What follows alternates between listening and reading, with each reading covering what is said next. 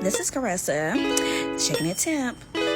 Now we're about to get ready to do our consent form and do a little consultation, as now she's walking to the back and leaving her bed with her lovely yoni dress and her slippers. Look at her, ain't she cute, you guys? Ooh.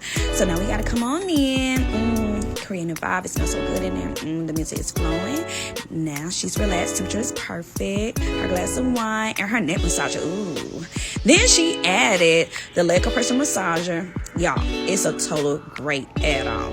It's totally worth it. Yes. And now she's signing the wall that all our clients that have came in. And that piece of paper right there, that is our aftercare yoni instructions. And here she's go. It's talking about her review on Yoni Steam.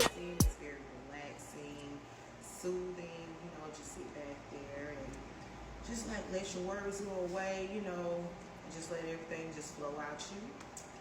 And then your extra add-on could be your compression massagers. Those are really good just to help stimulate the legs, y'all. So come visit Foxxiebox.